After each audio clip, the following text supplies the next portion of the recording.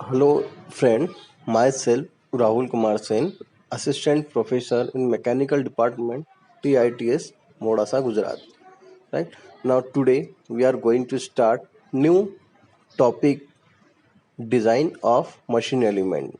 So, students and my friend, आप सभी जानते हो कि हमने लास्ट सेमेस्टर में जो सब्जेक्ट्स पढ़े हैं, जैसे कि theory of machine, material science, fundamental of machine, mechanical engineering and engineering mechanics, right. तो हमने ये सारे सब्जेक्ट्स पढ़े हैं, बेसिक्स। अब इन्हीं सब्जेक्ट्स का यूज़ हमें मशीन डिज़ाइन में करना है। अब जैसे कि सब्जेक्ट का नाम है डिज़ाइन ऑफ मशीन एलिमेंट, हमें डिज़ाइन करनी है मशीन की, और मशीन में भी किसकी करनी है, उसके पर्टिकुलर कंपोनेंट्स या एलिमेंट्स की। ठीक है, तो आप सभी जानते हैं कि डिज़ाइन होता क्या है। डिज़ाइन आपको लास्ट कुछ क्लासेस में पहले में भी बता चुका हूँ कि design it is a sets of plan for satisfactory need of customer. हर एक वो प्लान जिसके अंतर्गत हम कस्टमर्स के नीड को फुलफिल करते हैं, उस चीज़ को बोलते हैं हम डिज़ाइन। और मशीन तो आपको पता ही है कि मशीन एक ऐसा डिवाइस होता है जो ह्यूमन के एफर्ट को रिड्यूस करता है। अब जो टर्म्स होता है मशीन एलिमेंट, अब सीधी बात है कि हम पूरी मशीन को डिज़ाइन करने के पहले हमको उसके पर्टिकुलर एलिमेंट्स को भी डिज़ाइन करना होता है। ठीक है, जैसे कि एक एग्जांपल है, आप एग्जांपल कार का ले लो। कार के अंदर पर्टिकुलर कंपोनेंट्स होते हैं या एलिमेंट्स होते हैं जिसके हमें डिज़ाइन करनी होती है, जैसे कि आपका ब्रेक हुआ, गियर बॉक्स हुआ, गियर हुआ, तो ये हो गए आपके एलिमेंट। तो इस पूरे सब्जेक्ट का नाम है design of machine element, right. तो हमको मशीन के कंपोनेंट्स की डिज़ाइन करनी है। अब इस सब्जेक्ट्स को पूरा डिस्कशन करने से पहले मैं आपको लेक्चर फ्लो के अंतर्गत इस सारे सब्जेक्ट टॉपिक को क्लियर करूँगा। सो हमारा लेक्चर फ्लो है। इस लेक्चर फ्लो में फर्स्ट जो है definition of machine design, second है classifications of machine design, third one general consideration in machine design, और fourth one general procedure in machine design. तो पहले हमें क्या पढ़ना है, डेफिनेशन ऑफ मशीन डिज़ाइन, मतलब मशीन डिज़ाइन की परिभाषा क्या है उसको पहले पढ़ना है। उसके बाद क्लासिफिकेशंस ऑफ मशीन डिज़ाइन, मतलब मशीन डिज़ाइन को वर्गीकृत करना है, क्लियर, कि कितने तरीके से हम उसको क्लासीफाई कर सकें। जनरल कंसीडरेशन इन मशीन डिज़ाइन, अब कौन कौन से फैक्टर हैं जिसको हमें कंसीडर करना होता है मशीन डिज़ाइन, मशीन की डिज़ाइन करने के लिए। ठीक है, और उसके बाद जो सबसे इम्पोर्टेंट चीज़ है कि what are the general procedure in machine design, कि अगर मशीन डिज़ाइन करना है तो उसके लिए क्या क्या बेसिक प्रोसीजर होती है उसे हमें देखना है। तो सबसे पहले हम बात करते हैं डेफिनेशन ऑफ मशीन डिज़ाइन की। अब देखिए डेफिनेशन ऑफ मशीन डिज़ाइन, तो machine design is scientific is defined as a use of imagination, scientific principle and engineering techniques to create a machine or structure economically in order to satisfy the requirement of a customer. Machine design को अगर हम परिभाषित करते हैं तो उसके लिए सबसे पहले जो इम्पोर्टेंट चीज़ होती है इमेजिनेशन। आप सभी को पता है कि अगर आप कोई भी प्रोडक्ट या किसी भी चीज़ को डिज़ाइन करते हैं तो अपना सबसे पहले इमेजिनेशन मानते हैं कि इसमें हम किस तरह क्या कर सकते हैं। इमेजिनेशन मीन्स हम काल्पनिक तरीके से सोच सकते हैं कि हम इसमें किस तरह का डायमेंशन क्रिएट करें। ठीक है, उसके बाद होता है आपका साइंटिफिक प्रिंसिपल। अब जैसे कि पता है ओल्ड इज गोल्ड, साइंस के कंसेप्ट हैं उसको तो हम कभी भी चैलेंज नहीं कर सकते हैं। जो भी कंसेप्ट हैं उसके बेस पर हम उस प्रिंसिपल का भी यूज़ करते हैं। फॉर एग्जांपल जैसे कि हम बात करते हैं हाइड्रोलिक इंजन या हाइड्रोलिक मशीन, तो हाइड्रोलिक मशीन में आपको एक चीज़ तो क्लियर है कि हाइड्रोलिक मशीन किस प्रिंसिपल पर काम करता है, तो वो होता है आपका पास्कल का लॉ। तो पास्कल्स का लॉ चेंज तो नहीं होगा, तो हम उस प्रिंसिपल का यूज़ करके भी किसी पर्टिकुलर डिज़ाइन को क्रिएट कर सकते हैं, हाइड्रोलिक मशीन को बना सकते हैं। And engineering techniques, engineering techniques हमारे मतलब इंजीनियरिंग में बहुत सारी टेक्निक्स होती है, उन टेक्निक्स का यूज़ करके हम उसकी मशीन की डिज़ाइन को करने में ये हमारी मदद करती है। जैसे कि इंजीनियरिंग टेक्निक्स में अगर आप कोई भी डायमेंशन क्लियर करते हो तो भाई सबसे बड़ी बात कि इंजीनियरिंग टेक्निक्स के थ्रू आप मेजरमेंट भी करते हो। अब इंजीनियरिंग टेक्निक्स में आप मेजरमेंट कैसे करते हो, वर्नियर कैलिपर्स का यूज़ करते हो, स्क्रू गेज का यूज़ करते हो, उसके बेस पर आप उसके डायमेंशन का एनालिसिस करते हो and to create a machine और स्ट्रक्चर, और उसके बेस पर आप एक मशीन या स्ट्रक्चर को कंप्लीट करते हो। और वो मशीन या स्ट्रक्चर किस तरह होना चाहिए, इकोनॉमिकली। इकोनॉमिकली का मतलब तो आप ज़्यादा अच्छे से समझ सकते हो कि आप जिस हिसाब से आपने जो डिज़ाइन सोची है और जिस हिसाब से आपका जो बजट है उसके अंतर्गत ये सारी कंप्लीट चीज़ें हो जाए।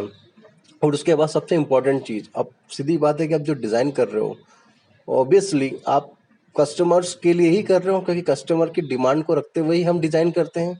तो सबसे मेन चीज़ कि वो डिज़ाइन, वो जो चीज़ें हैं सारी चीज़ें कस्टमर के रिक्वायरमेंट पे वो चीज़ फुलफिल करें। तो ये हो गई हमारी डेफिनेशन ऑफ मशीन डिज़ाइन।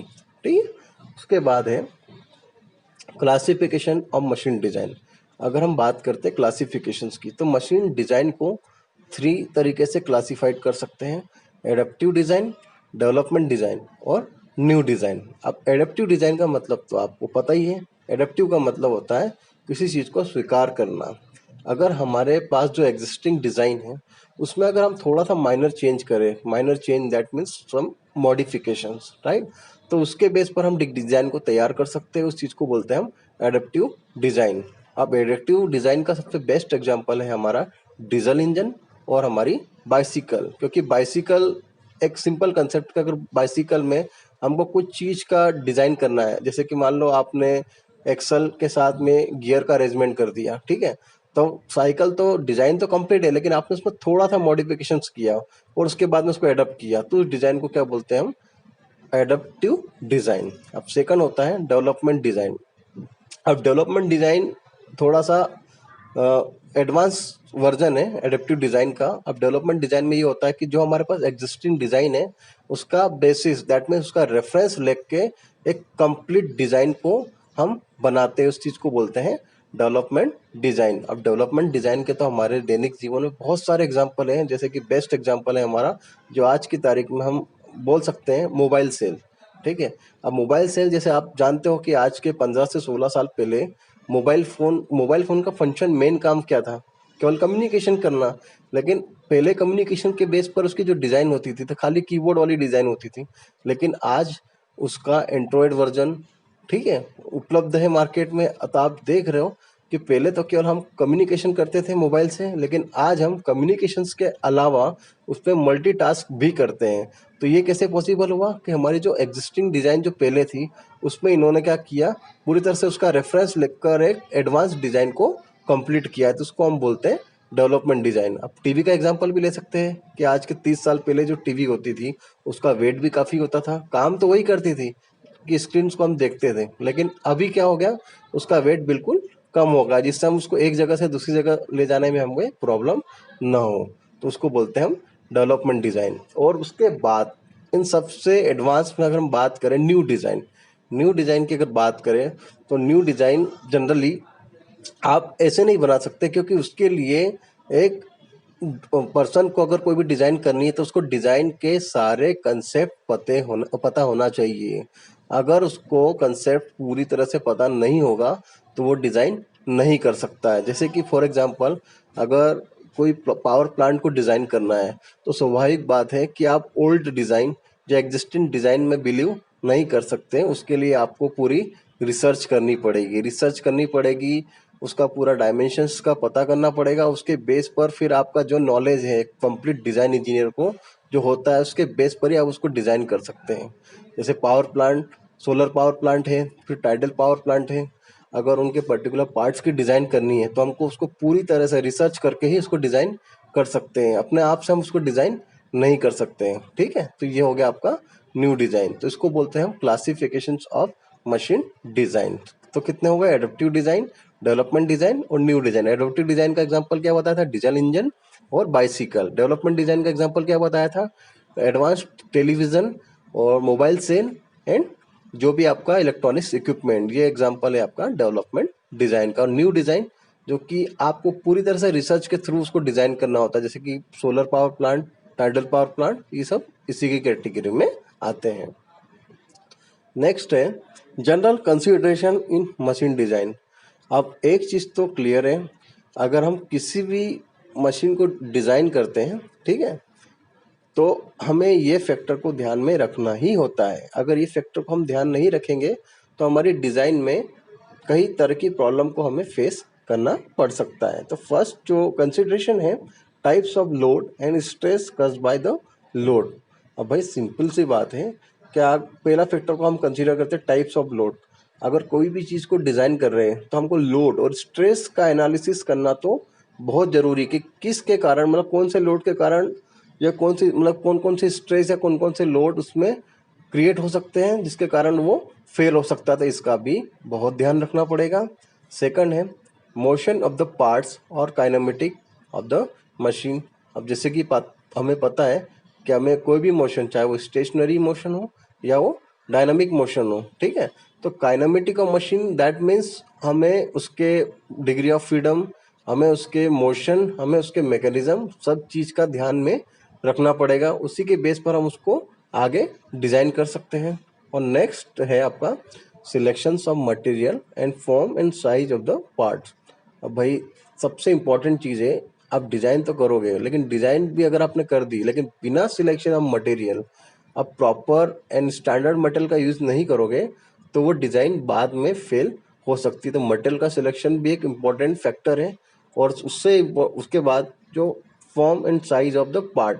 अब जो साइज जो आपने देख रखा है, आप साइज डिपेंड करता है कि आपके रीजनल रिलेशंस के ऊपर डिपेंड करता है या आपके एम्पेरिकल रिलेशंस के ऊपर डिपेंड करता है कि आप कौन सी साइज रखते हैं जिसके कारण आपका जो डायमेंशन है वो प्रॉपर तरीके से फिट बैठे किसी भी पर्टिकुलर मशीन पार्ट्स में। तो ये होता है आपका selection of material and form and size of the part. और नेक्स्ट फैक्टर है फ्रिक्शनल रेसिस्टेंट एंड लुब्रिकेशन। भाई सीधी बात है कि अगर आप कोई भी डिज़ाइन कर रहे हो तो इस फैक्टर को भी आपको ध्यान में रखना पड़ेगा।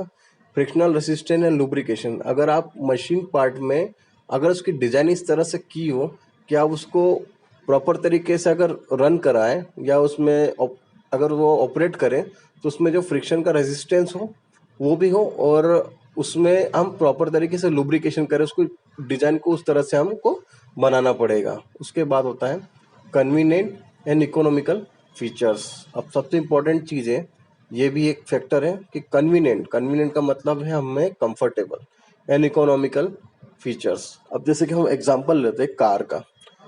कार में हम कार चलाते हैं तो स्टीयरिंग हमारे हाथ में होता है। अगर मान लो गियर जो होता है जिससे हम गाड़ी को ऑपरेट करते हैं, ठीक है, first gear, second gear, third gear, अगर मान लो वो गियर बॉक्स थोड़ा हमारे हाथ से दूर हो पीछे की साइड, तो क्या हम उसको गियर को कंप्लीट तरीके से आप ऑपरेट कर सकेंगे? नहीं कर सकेंगे।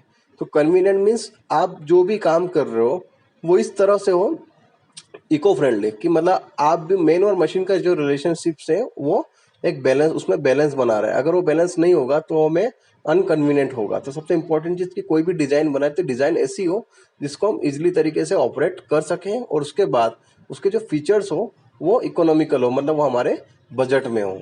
उसके बाद यूज़ ऑफ स्टैंडर्ड पार्ट्स। अगर कोई भी डिज़ाइन में अगर हमने पार्ट्स लोकल यूज़ कर दिए तो शायद हो सकता है कि बाद में उसकी रिलायबिलिटी ख़त्म हो जाए, ठीक है, तो हमें स्टैंडर्ड पार्ट को भी यूज़ करना पड़ेगा। और उसके बाद सबसे important cheese safety of operation.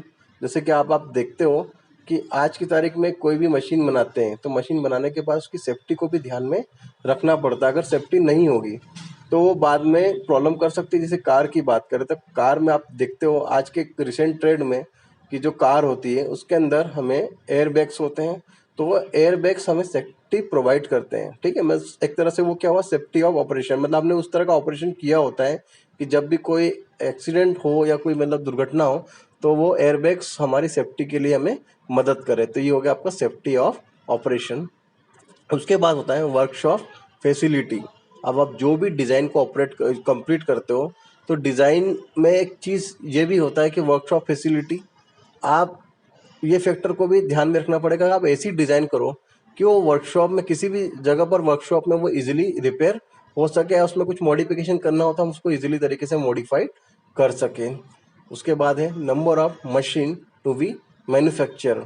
हम बैकअप के लिए नंबर ऑफ मशीन्स को मैन्युफैक्चर कर सकते हैं, ठीक है। अब जितने ज़्यादा मशीन मैन्युफैक्चर होगी तो उतनी हमें डिज़ाइन के लिए सुविधा होगी। उसके बाद होता है कॉस्ट ऑफ कंस्ट्रक्शन।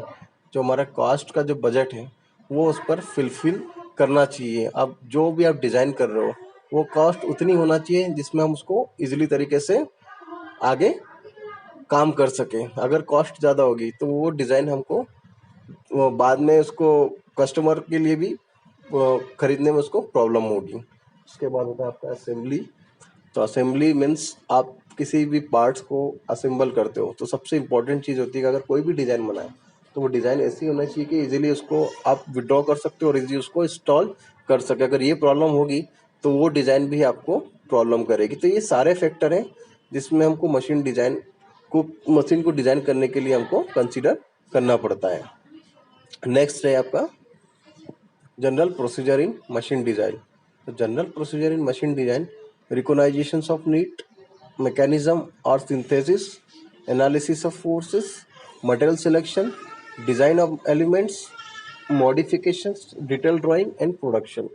भाई सीधी बात है, जब भी आप मशीन की डिज़ाइन करते हैं तो सबसे पहले प्रॉब्लम को रीड करते हो या कस्टमर की नीड को देखते हो कि आज का रिसेंट ट्रेंड क्या है, कस्टमर की डिमांड क्या है, उसके मद्देनजर रखते हुए आप उस चीज़ को मतलब इमेजिनेशन करते हो। ठीक है, वो रिकॉग्नाइज करते हो, किसको रिकॉग्नाइज करते हो, उसकी नीड को कि कस्टमर की नीड क्या है, डिज़ाइन की नीड क्या है। ठीक है, दूसरी चीज़ सिंथेसिस मतलब आप कोई भी प्रोडक्ट या किसी भी मशीन को डिज़ाइन कर रहे हो तो उसके मैकेनिज्म को भी स्टडी करना पड़ेगा कि इसमें कौन कौन सा मैकेनिज्म यूज़ कर सकते हो, कौन कौन सी लिंक यहाँ पर कौन कौन से डिग्री फ्रीडम उसमें यूज़ कर सकते हो। ठीक है, डिग्री ऑफ फ्रीडम मतलब कि कितनी इजीली वो फ्लेक्सिबल हो सकता है कि नहीं हो सकता, अगर नहीं है तो उसको किस तरह से सेट करें, तो आप उसकी मैकेनिज्म का भी स्टडी करना पड़ेगा आपको। तीसरी चीज़ एनालिसिस ऑफ फोर्सेज। तो आप मैकेनिज्म करने के बाद आप उसका डायनामिक कंडीशन देखोगे। डायनामिक कंडीशन मीन्स फोर्सेस का एनालिसिस भी करोगे कि टेंसाइल फोर्स कहाँ पर एक्ट होगा, कंप्रेसिव फोर्स कहाँ पर एक्ट होगा, मतलब सारे फोर्स का एनालिसिस करोगे। उसके बेस पर उसको आप आगे बढ़ाओगे और उसके बाद अगर एनालिसिस फोर्स का हो गया, अब सबसे इम्पोर्टेंट चीज़ जो सबसे ज़्यादा होती है वो होती है मटेरियल सिलेक्शन। अगर आप खराब मटेरियल यूज़ करते हो तो वो एंड तक उसकी डिज़ाइन अगर अच्छी भी हो और मटेरियल ख़राब है तो स्वाभाविक है कि वो उसकी डिज़ाइन को पूरी तरह से उसके वैल्यू को ख़त्म कर देगी, क्योंकि मटेरियल का सिलेक्शन होना बहुत ज़रूरी है। तो उसके लिए हमें स्टैंडर्ड मटेरियल का सिलेक्शन करना बहुत ज़रूरी है। उसके बाद है डिज़ाइन ऑफ एलिमेंट। अगर आप डिज़ाइन करते हो एलिमेंट्स की तो सबसे पहले दो चीज़ को ध्यान रखना पड़ेगा, size and stresses. Size means कितना साइज रखना है, कितना डायमेंशन रखना है, उसकी लेंथ कितनी रखना है, उसकी विड्थ कितनी रखना है, उसकी थिकनेस कितनी रखना है। उसके बाद कौन कौन सी स्ट्रेसेस उसमें डेवलप हो सकती है जिसके कारण उसको हम रेसिस्टेंस कर सकें, इस तरह से उसका एनालिसिस करना है। तो ये हो गया आपका डिज़ाइन ऑफ एलिमेंट्स। अब ये सब चीज़ें होने के बाद आपको लगता है कि हमें इसमें कुछ डायमेंशन में चेंजेस करना है, तो उसको हम क्या कर सकें, मॉडिफिकेशन कर सकते हैं। तो वो फैक्टर होता है आपका मॉडिफिकेशन ऑफ डिज़ाइन। अब ये सब फैक्टर कंप्लीट होने के बाद हमें ड्राइंग की डिटेल तैयार करनी होती है, और ड्राइंग की जब डिटेल तैयार हो जाए तो उसके बेस पर हम जो डिज़ाइन बनाते हैं उसके बेस पर उसका हम प्रोडक्शन करते हैं। ठीक है, so these are the general procedure in machine design. तो उसके साथ हमारे बेसिक मशीन डिज़ाइन की सारी समरी कंप्लीट हो गई है। Thank you very much.